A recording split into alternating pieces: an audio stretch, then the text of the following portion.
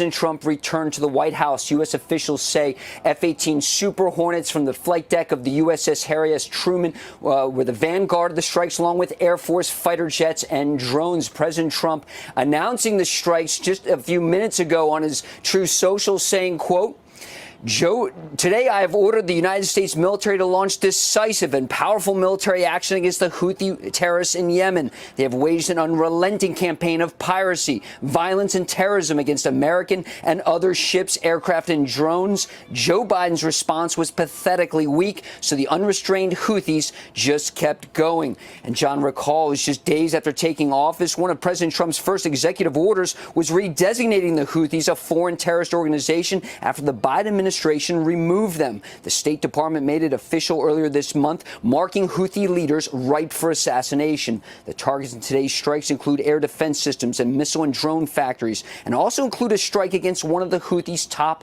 missile officers. The Houthis are backed by Iran. Many consider them modern-day Barbary pirates. Since the October 7th massacre, they have launched over 100 attacks against commercial shipping. U.S. warships also came into the crosshairs of the Houthis dozens of times in recent years. The Houthis launched anti-ship ballistic missiles and crewed drones at the American warships. None were successful and all were shot down. And just a few days ago, Houthis leader said attacks would resume against shipping in the Red Sea, and including Israeli ships. Now, General Kurilla, the head of U.S. forces in the Middle East, has been itching to launch these strikes to reopen those vital shipping lanes and destroy Iran's proxy force in Yemen.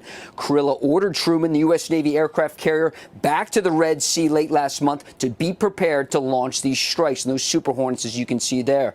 Now, last month, the Houthis launched surface-to-air missiles at an Air Force F-16 orbiting overhead, as well as an American Reaper drone. And, John, it's not just in Yemen where U.S. forces have been engaged. Last night, President Trump announced the #2 leader in ISIS had been killed in an American drone strike. We have some video footage, as you can see there. That happened in western Iraq yesterday. And, John, these airstrikes against the Iranian-backed Houthi rebels were meant to send a message to Tehran as well, to stop their support for the Houthi rebels. Of course, that's where these missiles and drones that the Houthis fire at commercial ships and U.S. warships come from. I'll also read a little more from President Trump's lengthy statement on Truth Social. He had a message to the Houthis. It says, quote, "Your time is up and your attacks must stop starting today. If they don't, hell will rain down upon you like never before. And to Iran, support for the Houthi terrorists must end immediately." And President Trump said he won't be nice about it, John. You're a Navy veteran, Lucas. I know that during the Biden administration, the Navy said it was basically more engaged in seaborne operations than at any time since, I think, World War II. Do I have that right? And is this That's correct, kind of John. intended to put an end to that kind of thing on the part of the Houthis? That's right, John. Multiple times U.S. warships came under ballistic missile attack in the Red Sea and off the coast of Yemen and the Gulf of Aden. And just for context, that has never happened in world history. Ballistic missiles have never been launched at U.S. warships before.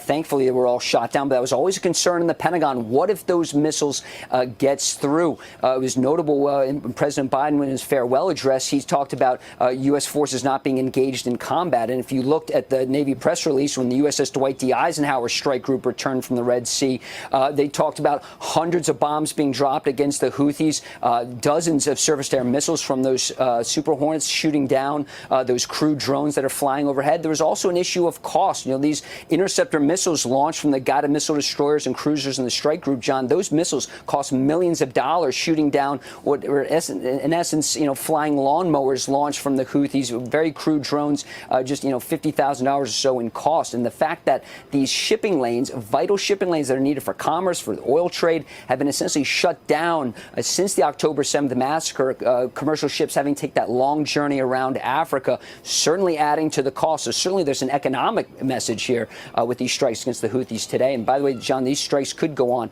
for a number of days. That's not immediately clear. Right, because I read that one of the goals is to target their weapons storage facilities, which are reportedly deep underground. So they're going to be using those bunker busters and probably repeatedly to try to get to those warehouses that are essentially buried. Right, and it's notable, John, those Super Hornets carry 2,000-pound JDAM satellite-guided bombs. Those are not bunker busters, so if you needed those, you probably have to call in something heavier, some B-52 bombers, perhaps a B-2 bombers. We saw that one time during the Biden administration, B-2s launching from Whiteman Air Force Base in Missouri. But certainly this is a powerful message being sent. You know, you also have Tomahawk cruise missiles aboard those guided missile destroyers in the Truman Strike Group. We didn't hear about any Tomahawk strikes today, but certainly there's more firepower